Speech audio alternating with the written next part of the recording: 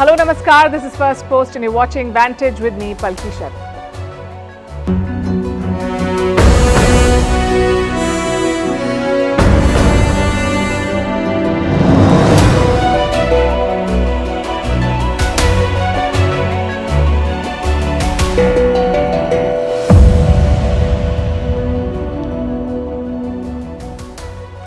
The war in Ukraine has hit a stalemate.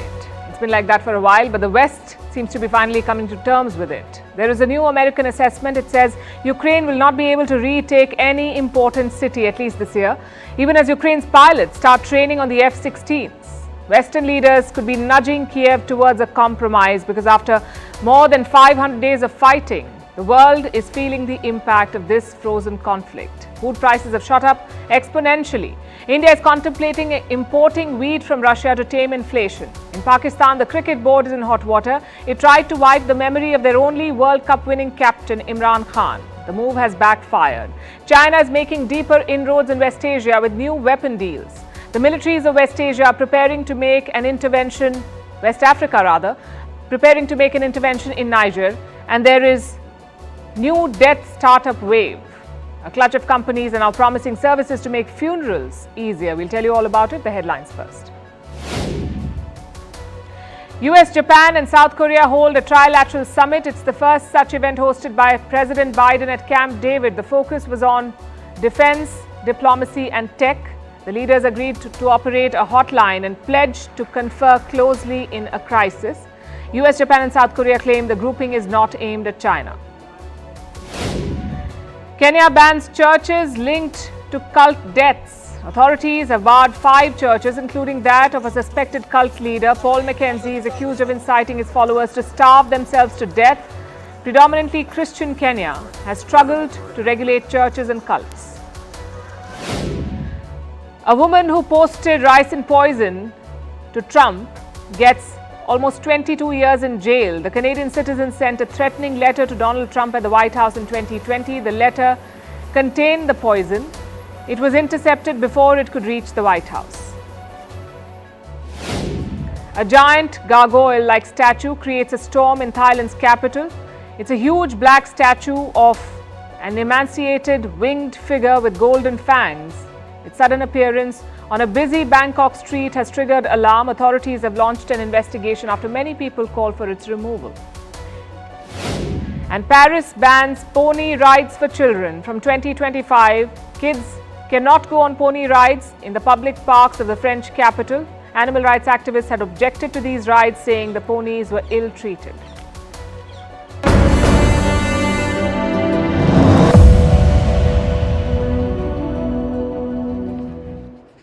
Our lead tonight is about the war in Ukraine. Kyiv started its counteroffensive in the month of June. The general consensus is that it's not going to plan. There are no major breakthroughs yet. Russia has not toned down its attacks. So what's going wrong? Well, the US has shared an assessment, and remember, this is the biggest Western ally of Ukraine. US intelligence says Ukraine's counteroffensive will fail to meet a key goal. It was supposed to give Kyiv a decisive edge, but that's not happening, not yet. So what's the way forward? More weapons for Kyiv. They will now get American F-16 jets. Meanwhile, Western leaders are also talking about a compromise. Will they force Ukraine to negotiate, and will Russia play ball? Tonight, we'll discuss all of this and more. First, let's tell you about Ukraine's setbacks. What does the American assessment say? The focus is on a city called Melitopol. It is in the southeast and under Russian control. Melitopol was a key priority for Kyiv, a principal objective. Ukrainian forces are outside this city. They're trying to make advances and take control, but America believes that may not happen. Now, why does Kyiv want Melitopol? Because it is strategically significant. The city is called the gateway to Crimea, and Crimea, as you would know, was a part of Ukraine until Russia took it by force in 2014. Now, if Ukraine wants to take Crimea back, it must take Melitopol first. 2 important highways intersect here. It also has an important rail line. Russia moves military personnel and equipment through it. So controlling it won't just give Kyiv territorial advantage, it will give them strategic advantage too. The takeover will hurt the Russian military. It will disrupt their supply lines. But America thinks Ukraine won't be able to do this. They've already used up a lot of resources on this front, both troops and weapons. And now the fear is that they may not have enough to keep going. So they're getting the F-16 jets. Washington has given the green light. Denmark and the Netherlands will supply the planes, but it won't happen in a hurry. They will not be pressed into service immediately. First, Ukrainian pilots must be trained for these jets. The training will happen in Denmark. It should start sometime this month. Now, Kyiv admits that the whole process will take time. So the F-16s won't be seen in action until 2024. What will Kyiv do in the meantime? Keep fighting. That's what Ukraine's foreign minister has said. He agrees that the offensive is going slow, but he also says no matter how long it takes, their priorities have not changed. They want to retake every inch of their land, and they will need more weapons to do that. But the truth is that until we have won, we will need more. We need to move forward because war is a reality, and in this reality we need to win. There is no other way. Give us more time and more weapons. That is the message from Kyiv, but some in the West are running out of both. Nicolas Sarkozy, the former president of France, has weighed in. He says there should be a referendum in the disputed areas. I have a quote from what he said. The Ukrainians will want to reconquer what has been unjustly taken from them. But if they can't manage it completely, the choice will be between a frozen conflict or taking the high road out with referendum strictly overseen by the international community. This is what Sarkozy is suggesting. Paris and Kyiv were quick to reject this idea, but Sarkozy is finding takers elsewhere. Earlier this week, we told you about a NATO official, the chief of staff of the NATO Secretary General. He too proposed a compromise of a different kind, though. He said Ukraine should give up land for NATO membership. Kyiv came down hard on NATO for this. The official had to apologize, but he refused to completely rule out the idea. Then back in the month of May, President Emmanuel Macron of France had spoken on similar lines. He said if Ukraine did not meet its military objectives, Europe should reassess its support.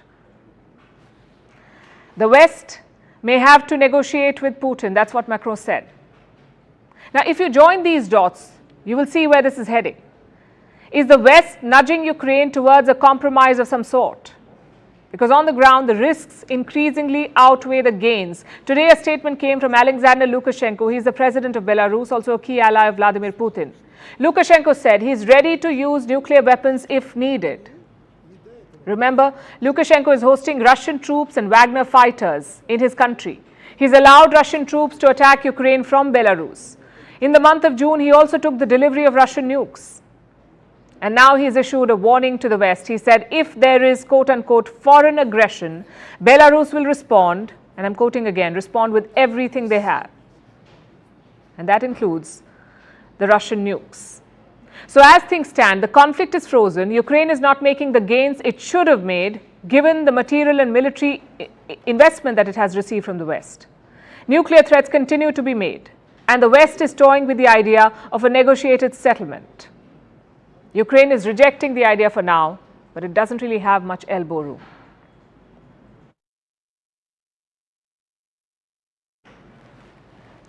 Now, the war is in Ukraine, but the whole world is feeling the impact, especially at the dinner table. Food prices are rising once again. Even major food producers are considering drastic options, like India. Reports say New Delhi is thinking about importing wheat. And this is very significant. India has been self-sufficient in food grains, meaning we produce enough for our consumption and then some. We never had to import. But now the government is spooked. Wheat prices have gone up by almost 10% in the last 2 months in India. Inflation is at a 15-month high. So what is the solution? Maybe imports. Reports say the plan is to buy discounted wheat from Russia. And just to be clear, there is no shortage in India yet. We are not running out of wheat, so do not rush to your grocery shop. The idea of this import is to bring down prices. It's called a supply-side measure. If you increase the supply, the prices will come down. That is the idea. These reports first emerged in the first week of August. They said two things. One, that India should slash or abolish import duty on wheat. Right now, the duty is 40%. The report said it could be reduced or removed. That was one point. The second was this, that India could import wheat. Not private traders, but the government would import wheat. The centre had dismissed this report. from the first week of August.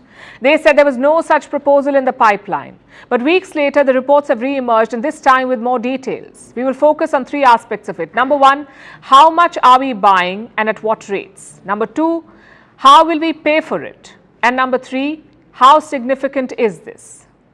The proposal is to buy around 8 to 9 million tons of wheat. Technically, we don't need that much to stabilize prices. We need around 3 to 4 million tons to do that. But the government reportedly wants a deep price cut, something that is noticeable. Now to discounts. Traders say around $25 to $40 per ton is possible. Now that discount is important. The imported wheat must be cheaper than the local wheat, or at least at the same price. If not, you will end up driving prices up further. How will India pay for these shipments? With dollars. You see, food is exempt from Western sanctions. You can buy grains, cooking oils and fertilizers without any blowback. India, in fact, already buys sunflower oil from Russia. We pay for it in dollars. So officials say the same strategy will be used for wheat. Now, full disclosure, the government has not officially confirmed any of this. It is based on information reportedly given by Indian government sources. Having said that, this conversation is not new. It began right after Russia invaded Ukraine. Both countries made up around 25% of global wheat supply, Russia and Ukraine, 25% of the global supply. So when the war began, prices shot up across the world. India responded by banning wheat exports. That was strike one. Strike two was the weather. India's wheat output is around 10% less than what was projected. As a result, our stocks are down. India has around 28 million tons of wheat in government warehouses. It may sound like a lot, but it's 20% less than the 10-year average. So prices are up and stocks are down. It tells you why India is considering wheat imports. Now to the final question. How significant is this? In one word, very. India rarely imports wheat from other countries. Private traders import some of the fancy varieties, but the government does not. The last big purchase was in the year 2017. India's private traders bought around 5 million tons of wheat. But this deal with Russia is very different from that. It's not just private traders, it's also the government, and chances are there will be backlash. You see, food security is a political issue in India, and there is some bad history here. In the 1950s and 60s, India was not self-sufficient. We had to import food from outside. I'll tell you an anecdote from 1965. India was at war with Pakistan. Then Prime Minister Lal Bahadur Shastri went on All India Radio. He asked every Indian to sacrifice 1 meal per week. Why? Because that's how the food situation was.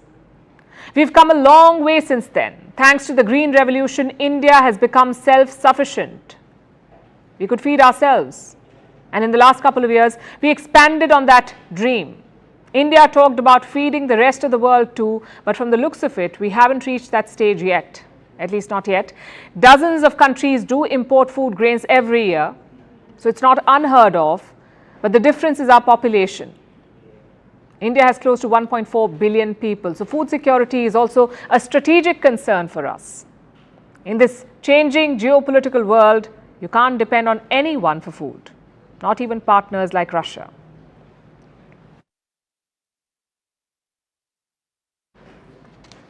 And speaking of unreliable partners, Pakistan's cricket board is one of them. On the 14th of August, they posted a video on social media. It was a tribute to Pakistani cricket, the great players, the great moments, all of it. But guess who was missing from that video? Imran Khan. If you follow cricket, you know why this is controversial. Pakistan has won just one ODI World Cup, only once in their history. Back in 1992 in Australia, Imran Khan captained the side. He top scored in the final. He picked up 1 wicket. It's the greatest moment in Pakistan's cricketing history ever. Every Pakistani has seen these pictures. Imran Khan carrying the trophy above his shoulders, but none of that made it to the clip. Imagine the BCCI making a video on Indian cricket with no Kapil Dev and MS Dhoni in it. Can you imagine the backlash? That's exactly what happened in Pakistan too. Some of his teammates led the way, like Wasim Akram. This is what he posted on social media. Political differences apart, Imran Khan is an icon of world cricket and developed Pakistan into a strong unit. PCB should delete the video and apologize. This is what Wasim Akram said. I must say this, Imran Khan's cricketing friends are better than his political friends. At least they're not jumping ship. As for the cricket board, they did listen to Wasim Akram. They posted an updated video. This one did feature Imran Khan, but guess what? Wasim Akram was dropped. It's equal parts funny and tragic.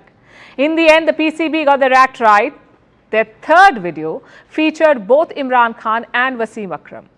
But instead of an apology, they gave an excuse, a laughable excuse. I'll quote from what they've said. Due to its length, the old video was abridged and some important clips were missing. This has been rectified in the complete version of the video. How about that? As if none of us have ever used Twitter. It's clear why Imran Khan was missing from the video, the first video, because the establishment is after him. Not editing glitches, not duration issues, just plain old politics. Now, we don't know who made this decision. Did the army ask the cricket board to remove Imran Khan, or was it a voluntary call? Either way, it sums up politics in Pakistan. Once the army abandons you, nothing matters. You may have won a World Cup. You may have been Prime Minister. You may even have walked on the moon. None of it will save you. It's the worst kind of politics. Imran Khan has already been jailed on corruption charges. He's been sentenced to 3 years in prison. His political party has been destroyed from the inside. Dozens of his top leaders have defected. For most people, that would be enough, but not in Pakistan. The army has almost nullified Imran Khan, the politician. Now it wants to erase Imran Khan, the cricketer. This time, the fans stood up for him. But will the voters do the same? That is the big question. Pakistan's elections were supposed to be held by November this year, but that's not happening anymore. The dates have been pushed back. Their election commissioner says the constituencies have to be redrawn. There's a new census. So they will redraw constituencies. How long will that take? At least 4 months. The poll body is hoping that the process will be done by the 14th of December. Only then will elections be announced. And the army will be hoping to tie up all the loose ends by then. The loose ends being Imran Khan. Imagine the votes are counted and Imran Khan's party wins. It would embarrass the Pakistan army. So they have two options left. One is to rig the voting on a massive scale, or two, wait out the storm. Keep breaking up Imran Khan's party and cadre. The first option has a downside, the rigging. You see, Western countries send poll monitors to Pakistan. They've been doing so since 2008. So widespread rigging could backfire. Is that why the army is playing the long game? Well, it's certainly possible. This is all uncharted territory for them. Usually when the army deposes leaders, they disappear. That's what happened in 2018. In the elections in 2018, Nawaz Sharif was disqualified, so Imran Khan's victory was guaranteed. But this time, there is no such guarantee.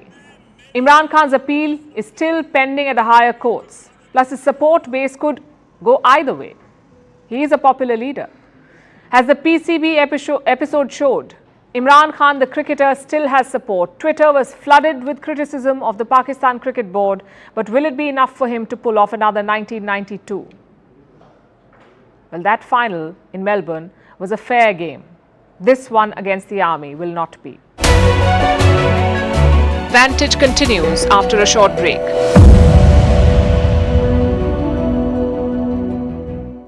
Of the G20 summit in India, and more importantly the UNGA in September, they are trying to give Mushal Malik an official position under human rights to go and talk and raise this issue. But the fact is that she is taking charge, or she's been given charge under a caretaker government which itself is a puppet in the hands of the military establishment.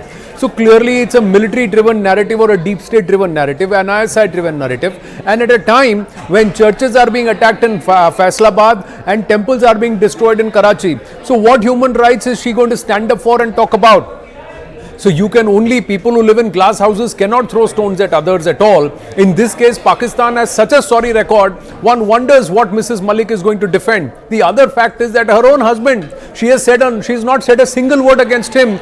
Once he finds himself convicted on acts of secession and also aiding and abetting terrorism, he is still charged for being involved and that's the alleged involvement in the killing of 4 IAF officers on Indian soil, and that too in cold blood, where scores others were injured. He is also charged with the kidnapping of the daughter of a former Chief Minister of Jammu and Kashmir and the sister of a former Chief Minister of Jammu and Kashmir. So those cases are still on, and she has till date never opened her mouth against or said a single word against Yasin Malik, who finds himself incarcerated in a jail in India after being convicted properly by the courts.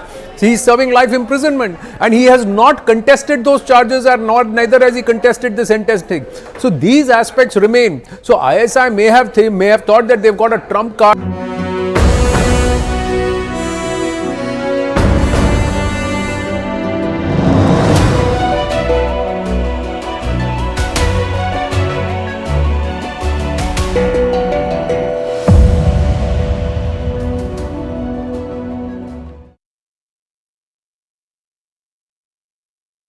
And now let's talk about some geopolitical games. China wants a foothold in West Asia, and it has found a new way to win friends and influence the region. That new way is defense deals. China has been quietly making inroads. In the last decade, Chinese arms to West Asia, arms sales, have jumped by 80%, 80. America has taken note. It is the biggest supplier of weapons to this region, and it seems to be feeling threatened. So Washington is making overtures. US officials have spoken to their counterparts in West Asia, and they have a simple message for them: do not buy Chinese weapons. Why? Because they will not work with American hardware. You won't be able to integrate them. So it's better to stick with made in America. That's their argument. But you see, these are technicalities. They often do not influence political decisions, and arms deals at the end of the day are political. Also, Chinese weapons have another draw: lower cost and better deals. Beijing is offering better deals and no lectures on human rights. It certainly helps. The US realizes this. Earlier this year, an American general spoke to lawmakers in his country. His name is General Michael Kurilla. He heads the US Central Command. In his testimony, he described how China's approach is different. Let me read out a quote from what he said. They open up their entire catalog. They give them express shipping. They give them no end-user agreement, and they give them financing. Basically, there are no strings attached when you do deals with China. That's what the general is trying to say. For decades, Gulf states have been major buyers of American weapons, but now they're drawn towards Chinese gear because the process is easier.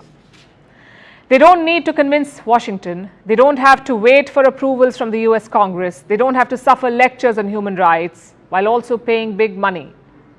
They can deploy Chinese weapons wherever they like. They can use them however they want to. No preconditions, no rules to follow, plus the delivery is quick and the financing is flexible. So it's no wonder that China is winning more deals. They got their first opening in the 2010s. Saudi Arabia and the UAE wanted armed drones. America was reluctant to give them, so China swooped in. They sold the drones to these West Asian powers. It was their USP. Light and low-cost combat weapons systems. That's what China sold.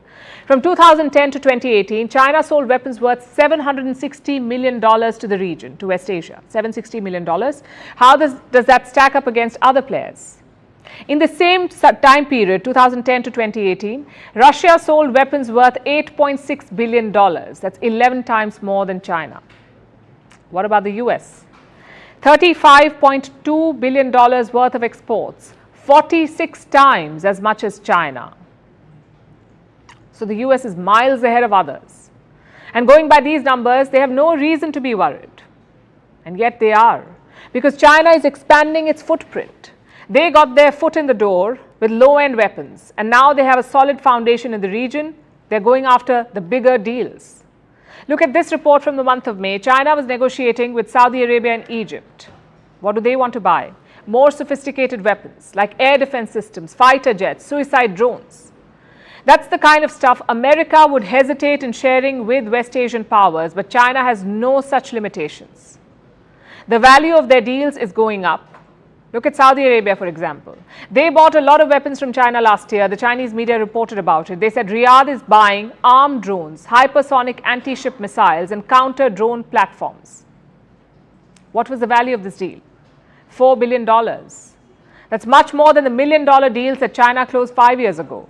But again, these are claims from Chinese mouthpieces, so take them with a pinch of salt. Having said that, there is no question about the appeal of Chinese weapons in West Asia. Beijing is not just selling arms, it is also offering collaboration. In the month of March this year, Riyadh and Beijing signed an agreement, a joint venture to make UAVs, unmanned aerial vehicles, UAVs. China's third largest state-run firm was involved.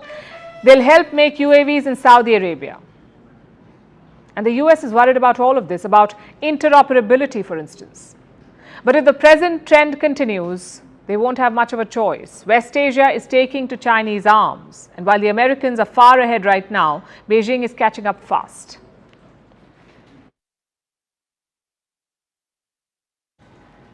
And now let's move from questionable to revolutionary technology. A war has been brewing in Italy for decades, and now the Italians have got a new high-tech weapon to turn the tide. Before we continue, I should mention here the war is over cheese, specifically Parmesan cheese from the mountains of Italy.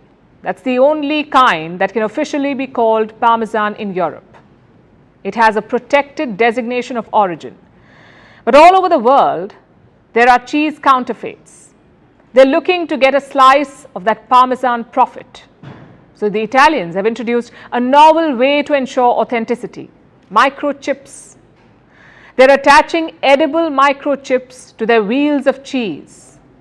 So the next plate of pasta could have a silicone surprise. Here's a report. What would you do to protect your brand?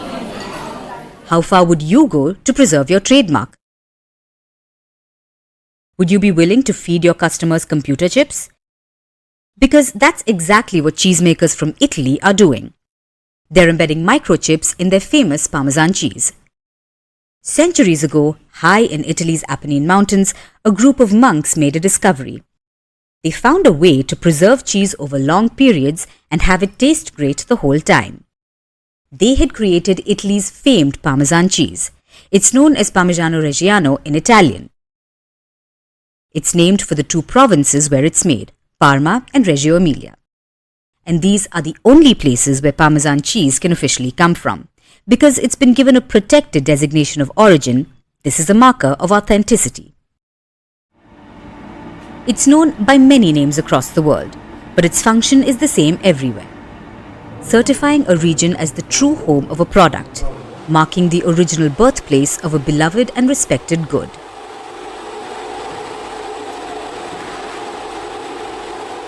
You know how to qualify as champagne a sparkling wine needs to come from the Champagne region of France? In the same way, to really be Parmesan, cheese needs to come from Parma and Reggio Emilia. Cheese from anywhere else cannot be called Parmesan, not in the EU anyway. Italian Parmesan producers got the protected designation of origin in 1996. They fought hard for it because it's not easy to make Parmesan. One wheel of the cheese is usually made from 550 liters of milk. They end up weighing about 40 kilograms each. Then they have to be matured for at least 12 months. That too in the mountainous air of Parma or Reggio Emilia. After all that, the cheese has to pass an inspection. Experts test it 2 years after production. They have to make sure the cheese meets quality standards. As you can see, it takes a lot of work for cheese to become Parmesan. So just imagine someone not doing all this and still taking the credit. It would be infuriating for the Italian cheese crafters, and they would do anything to ensure authenticity. Not to mention, they would hate to share the profits from their craft. Believe it or not, the Parmesan business is quite lucrative. Last year, sales were worth about $3.15 billion. It was a record high. But the counterfeit Parmesan market has been growing too. Italy's authentic Parmesan producers have an association. It's called the Parmigiano Reggiano Consortium. They estimate that counterfeit Parmesan sales touched $2 billion globally last year. That means about 40% of all Parmesan sold last year was fake. It's a huge loss for the Italian cheese crafters, but it's also an age-old problem. The cheesemakers from Italy have been trying to fight counterfeit cheese for over a century. The forgeries have been on the rise since after World War I. Over the years, the Parmesan Cheese Association has been upping its game, using modern technology to fight the counterfeit cheese. And now they have their latest tool, edible microchips. The microchips are technically normal. They're edible because they're small as a grain of salt. So even if you eat them, you'll be fine. But if you're still worried, don't fret. The microchips aren't placed randomly on Parmesan cheese wheels. They're embedded in a QR code on the cheese skin. A wheel of cheese has a hard skin made of the protein casein. Most people don't eat it. So don't worry, the microchip won't go into your pizza without you knowing. Each chip carries a unique digital ID. Blockchain technology is reportedly used to ensure no duplicates are possible, and the ID tells you everything about the cheese, from when it was made and where, to even the dairy farm where the milk for the cheese came from. It's a thorough digital ID, accessible with a laser chip reader. Now, this high-tech cheese tracking may seem a bit excessive to some, but remember, there's a lot at stake. And by lots, we mean billions of dollars. The pride of Parma and Reggio Emilia is also on the line. So the Parmesan cheesemakers are doing everything to ensure that the counterfeits are toast.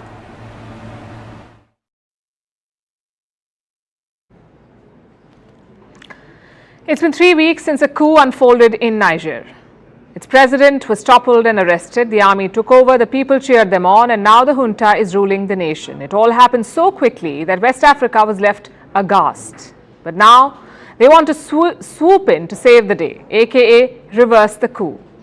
On Thursday, West African army chiefs met in Ghana. They discussed a possible military intervention in Niger. They say they prefer diplomacy, but if all else fails, they're ready to intervene militarily. Let no one be in doubt that if everything else fails,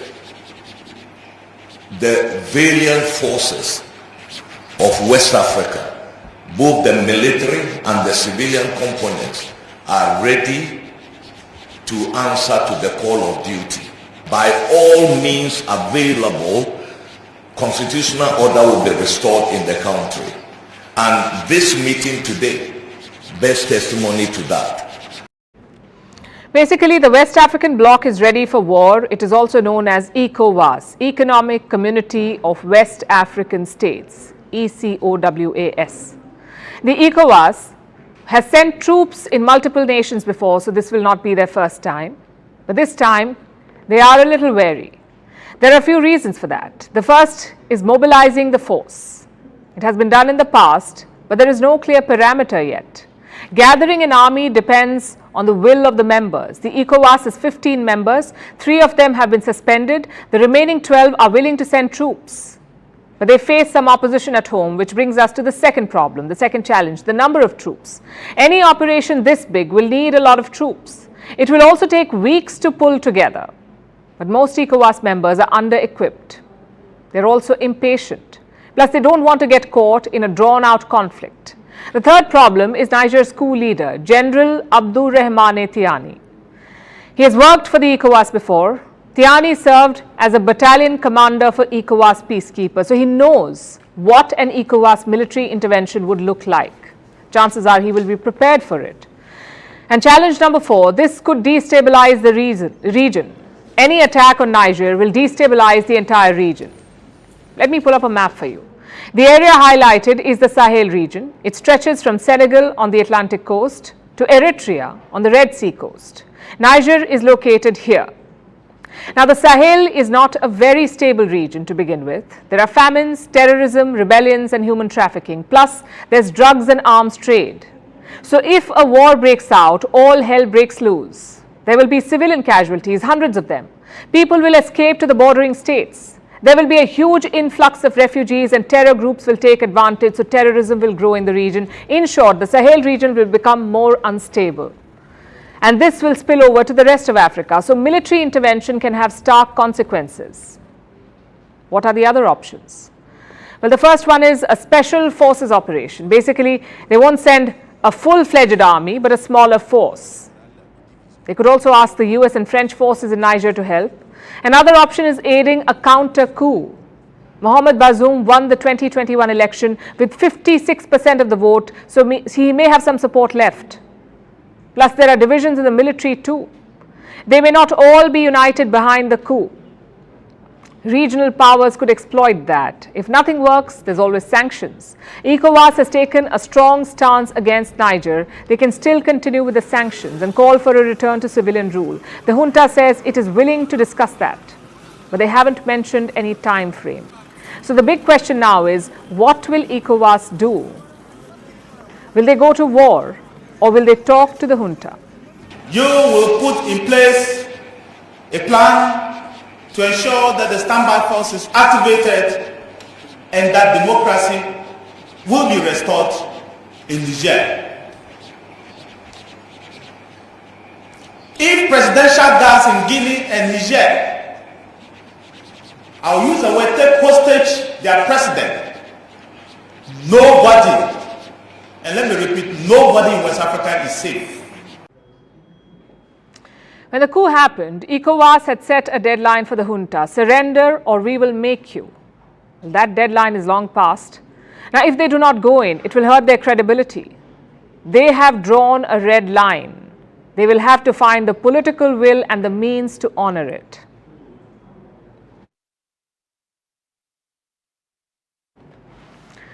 Our goal on the show is pretty clear and simple too. Give you the news, context and analysis. We try not to become the news ourselves, but sometimes we just can't help it. Today is one of those days. The Economist has published an article on Indian media's coverage of diplomacy, and it mentions me by name. It also talks about our network. But unlike The Economist, we won't get personal. We'll stick to facts and arguments. Now, credit where it's due, the article gets one thing right, just one. It says Indians and the Indian media have become more interested in foreign affairs. Whether it's the war in Ukraine or the coup in Niger or the mass shootings in America, we're more interested. And you would think that's a good thing. But The Economist disagrees. Listen to what they've said. The new media focus on India's role in the world tends to be hyper-partisan, nationalistic, and often stunningly ill-informed. Do you know what's stunning? The level of Western arrogance on display here. Here's what The Economist is basically saying. Indian media is covering foreign affairs, but they don't know anything about it. It's an insult wrapped up as analysis. Reminds me of British colonial officers. You may remember their argument from the textbooks. It's not that you don't deserve self-rule, it's that you're not capable of it. This Economist article is the 21st century update on that. You cover foreign policy, but you don't know it. That's what they're saying. So who does? Certainly not The Economist. This is the same agency that defended the invasion of Iraq. Look at their headline, The Case for War. In 2002, The Economist said its readers have two options. Let me quote: to give up and give in, or to remove Saddam Hussein before he gets his bomb. Painful as it is, our vote is for war. Now, I agree that Indian media has several problems. But guess what we have never done? Voted for war. Is this the stunning expert analysis that India lacks? Around 200,000 civilians died after the US invasion of Iraq. 0 weapons of mass destruction were found. Was that not ill-informed? And it wasn't just The Economist. All the so-called leading papers got it wrong, like the New York Times and the Washington Post. They supported the war in Iraq. I have another example for you. China. In 1999, China joined the World Trade Organization. The Economist was thrilled. Listen to what they said. WTO membership requires a strengthened rule of law so an emboldened judiciary might one day be able to challenge party decisions. I wish I had one of those reality show buzzers, because The Economist could not have been more wrong. No court has been able to challenge the Communist Party in China. But there's more. China's membership of the WTO has the potential to change the dynamics of a political system that looks out of date. Absolutely. The dynamic has changed. Just one problem though. It has changed for the worse. China is now ruled by its most authoritarian leader since Mao Zedong. I could go on, but you get the point. The Economist has got plenty wrong. It was wrong about Google. It was wrong about digital music. It was wrong about the 2008 financial crisis. It was also wrong about the Eurozone crisis. Yet they call the Indian media stunningly ill-informed. I must say, full marks for audacity. It takes a special skill to be wrong so many times and still criticize others. The Economist should probably publish an article with all their mistakes. Well, spoiler alert, they have. It's called "To Err is Human." Let's come back to the article though, the one they've published now. Towards the end, The Economist has some advice for the government of India. Rein in your media, that's what they're saying. If not, it will affect India's relations with the West. So much for the freedom of press. This article sort of disproves the point it makes. Yes, we have defended India's position on Ukraine, also on Pakistan and on China, but it's not because of partisanship. It's because the policy makes sense.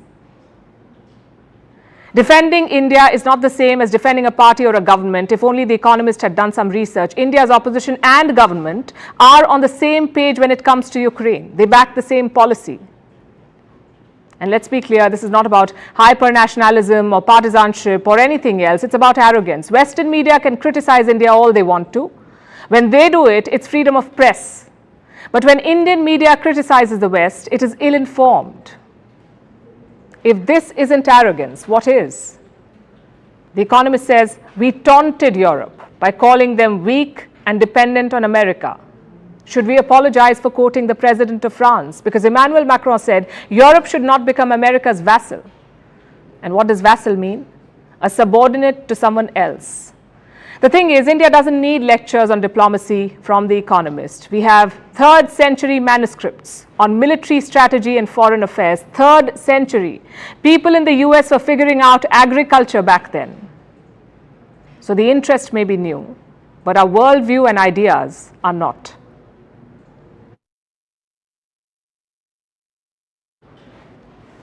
And now let's move on from antiquated outlooks to something actually ancient. Dinosaurs, or rather their parents.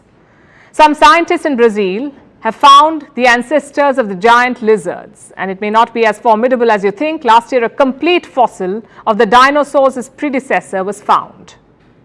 It was a 1 meter long skeleton, quite tiny compared to its eventual offspring. But the fossilized little rabbit reptile, that's what the scientific name means, has given us some big clues about how dinosaurs evolved. It also helps solve some mysteries about the giants that once roamed the earth. Here's a report. Say hello to the Venturoraptor gesani. This 1 meter long tree lizard roamed the earth about 230 million years ago. The images you're seeing are scientific recreations made possible after the discovery of some fossils last year. The fossils were found in Brazil, and they were some of the most complete remains of the Venturoraptor gesani ever discovered. The creature was part of a species we know very little about. They're called lagopetids. That means rabbit reptiles. To find one of their fossils intact was a breakthrough. The point is that we know very little about the lagopetids. This animal with this new discovery also allows us for the first time to have an idea on how these animals looked like. For the first time we know how the faces of these creatures looked like. That was one of the Brazilian scientists who discovered the fossil. It was found in southern Brazil last year, and it was a novel discovery.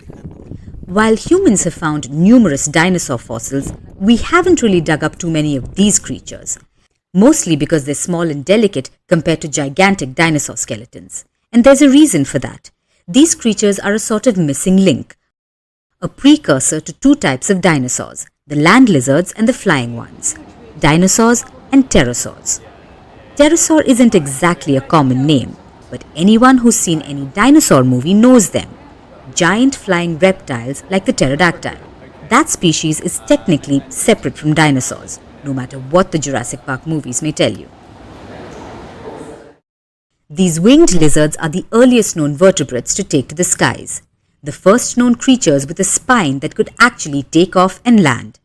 Pterosaurs have always been a bit of a mystery, because it was hard to understand how gigantic lizards learned to fly. Well, the newly discovered Venturoraptor gesani fossil has helped answer some of these questions. By gathering all of this new information on this animal's anatomy, for the first time we can see the precursors of the pterosaurs in a very clear way. That by itself is a very important discovery.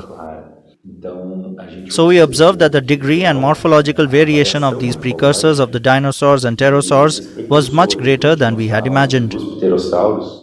That's a technical explanation. The full version has been published in the journal Nature. But here's a simpler version. The researchers say land dinosaurs and flying ones started separating much earlier than expected, and the Brazilian fossil was from an ancestor of the flying pterosaurs. It was small, light, with a hooked mouth and long limbs. The scientists believe this helped the Venetoraptor gesane climb trees. They think the rabbit reptiles would live on branches and hop from treetop to treetop. Their long limbs eventually, over millions of years, evolved into scaly reptilian wings. And that's how the flying pterosaur creatures came into existence. It was a long process that began millions of years ago. It's another reason why dinosaurs and pterosaurs should not be mixed up. This is a simplistic version of the discovery, and there's much more research to be done. But it's one more giant dinosaur-sized step towards understanding our planet better. After talking about dinosaurs, let's talk about the fate they all met with. Death. That's what our next story is about. Slightly morose for a Friday, I know. But it's a grave affair worth talking about. Philosophers have long pondered it. So have physicians. Ancient civilizations were obsessed with death.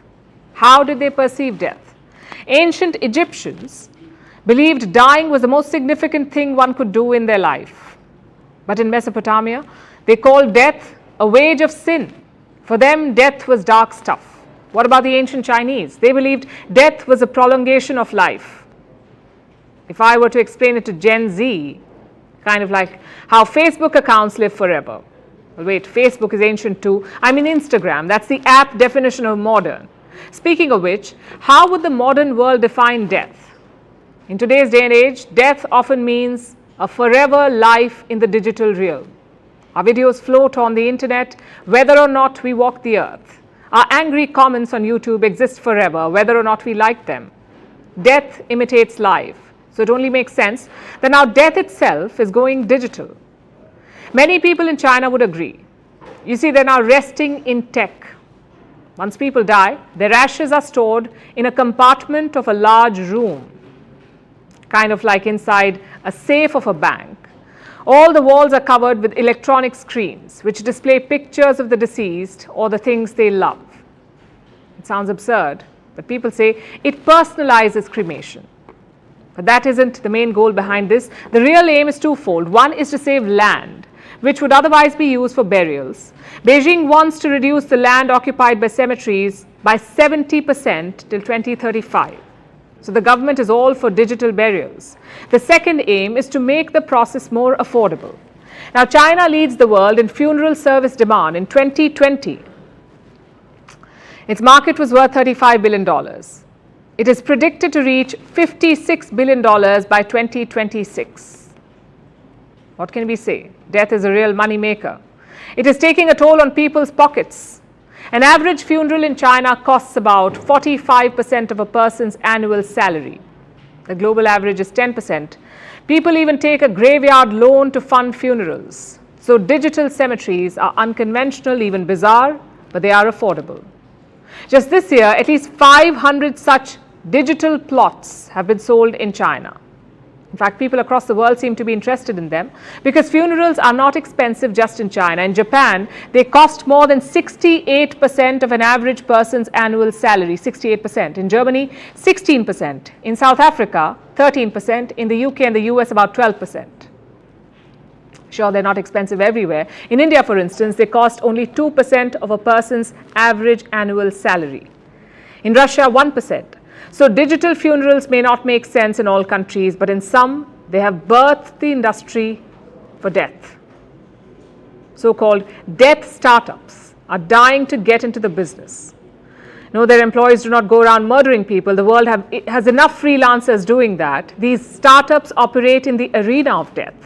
Some services hold online memorials for the deceased. Others curate an online mausoleum, basically a digital twin of physical burials, where clients can get buried on virtual islands of their choice, even choose its weather conditions perhaps. Basically, if you live in a hot city but hate it, maybe in death you can enjoy a cool breeze and sip pumpkin latte. Other startups are also creating AI replicas of the dead, which mimic a person's voice and likeness. and help someone live forever in digital form. But death startups are not just for the afterlife. A UK-based startup helps people with insurance and digital legal documents to ease the post-death paperwork. At least in death, one should get respite from that paperwork. Another startup helps people write their will. A Netherlands-based startup offers another kind of service. It helps cancel subscriptions and accounts of a deceased person. Now I understand how all of this must sound.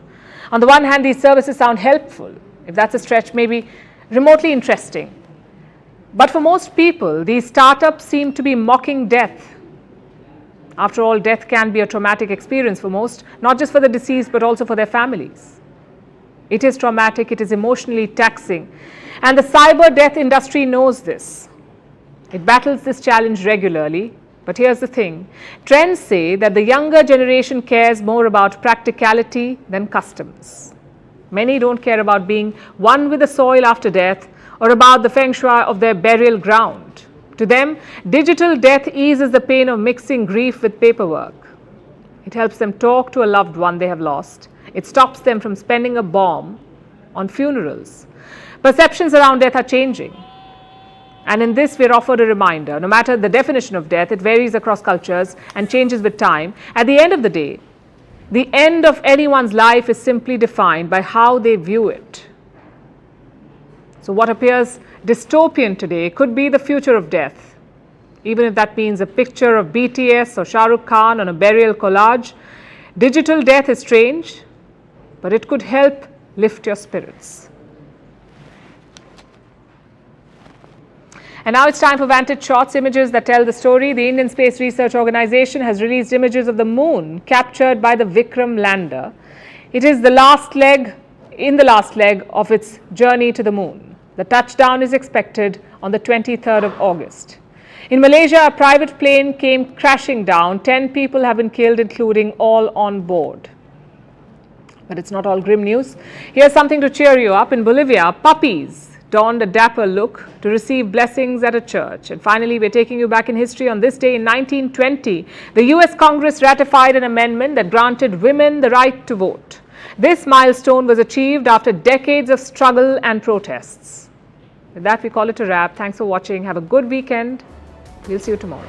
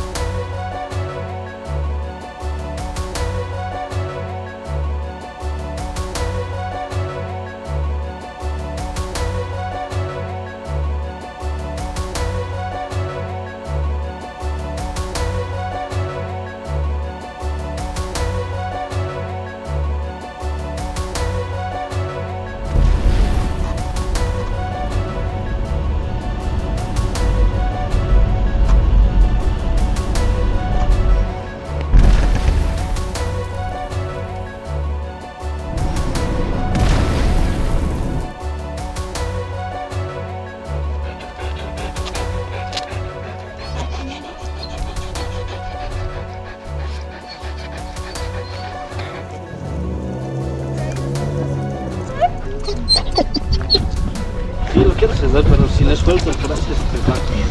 Los animales.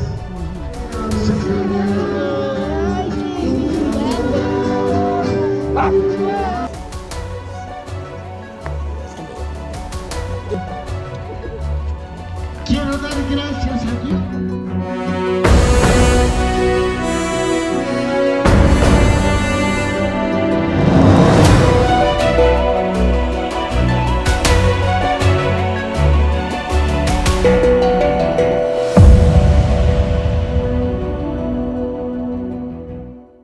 Just boomerang As far as the Indian sources are concerned, India says that Kashmir is a dead issue. The G20 in Srinagar and 4 years later, after the abrogation of 370, as Jammu and Kashmir is fast on the path of even having assembly level elections there as a union territory very, very soon in the next year or so, then we know how far we have progressed as far as Jammu and Kashmir is concerned. And this K narrative or Kashmir narrative and flogging this dead horse is not going to yield any results. It may just prove to be counterproductive. In fact, what sources within intel sources in India are saying is it's a reflection that the terrorist activities and fomenting terrorism on Indian soil has the blessings even of the caretaker PMO. The Prime Minister's office has these blessings and they are all in cahoots. So non-state actors, that entire aspect itself gets demolished with the appointment of Mrs. Malik as part of the special team of the caretaker Prime Minister.